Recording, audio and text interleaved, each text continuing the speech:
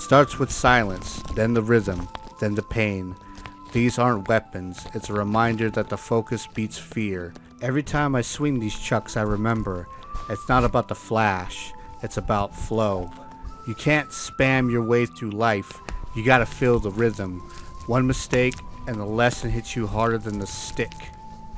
Whoa, we're so in the face. That cigarette real. Oh, this thing?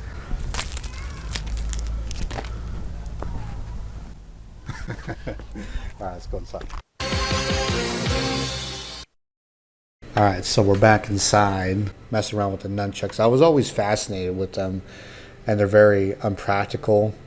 They're very unpredictable, and I used to get hit in the face a lot when I was a young lad.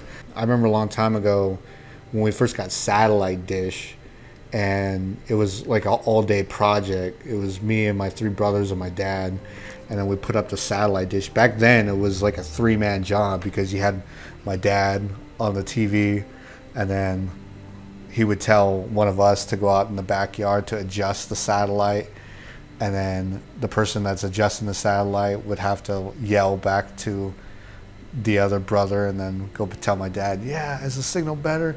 No, it's not better. Like, that's how it was back then. And the first movie we watched when we hooked up the satellite dish was Enter the Dragon. That was the very first movie we watched. And I was always fascinated with the nunchucks and stuff. You know, when you would fight off all the henchmen and Hans on Hans Island, Secret Lab and stuff. And then I started digging into Bruce Lee's stuff, which was Return of the Dragon with Chuck Norris, or The Way of the Dragon, whatever you want to call it. And then, like, I always loved the fight scene in, this is the last movie that he worked on, but it was Game of Death. But when he had the yellow nunchucks and that costume and stuff, that was very cool. Then when I was a child, I used to watch a lot of Ninja Turtles when I was a kid. And watched the movie, the 1990s film. Michelangelo, he was always my favorite just because he was just, you know, he's funny. He was always my favorite turtle watching growing up. And then he also, too, wielded the nunchucks, which reminds me. I want a large, thick crust with double cheese, ham, pepperoni.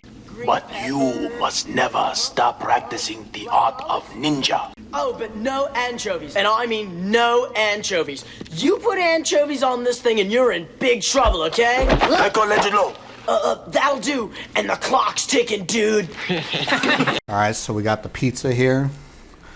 And it's just Domino's. I'm pretty sure everyone has already eaten Domino's, so let's just dig into it. And immediately, what I'm thinking when I'm eating this pizza, I'm thinking of the movie itself when they were in the sewer. When we're talking about comic book movies, and this is between you and me, you and me, is that when we talk about some of the best comic book movies of all time, you have Infinity War, Logan, Dark Knight, Blade, you know, those movies. No one really gives credit to Ninja Turtles. It's an amazing movie, but I feel like for its time, that movie should be in that conversation for what it was. Just the way, think about this. The Ninja Turtles movie has been out for over 30 years, and still to this day, they say that is the best film. Think about that. Like, out of all the Ninja Turtles adaptations that came around, that is the best one. Just the way that New York City looks, it's dark, it's gritty. Just like this pizza, it's gritty. It's made with everyday average Joe hands. And something about it, it may not be the top tier, the most luxury of pizzas, but deep down it has heart and it has soul. It has grit. Like, it's been through the Yonkers, you know what I mean? It's seen rooftop fights between turtle and ninjas. So I give this, on a scale, 4 cowabungas out of 5. But we'll talk about tournament fighters. This game is actually pretty good. I mean, for its time, for the Super Nintendo library, it's actually not bad considering the limited capabilities it had. Is it up there with Street Fighter 2, Mortal Kombat 2, Killer Instinct? Like, what was available at the time?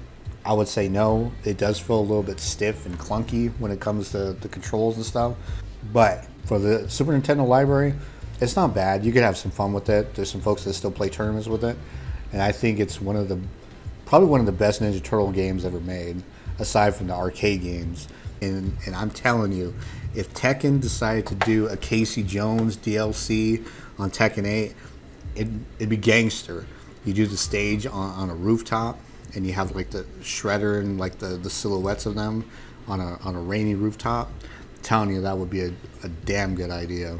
But as for the game itself, I give it 4 cowabungas out of 5. And we out.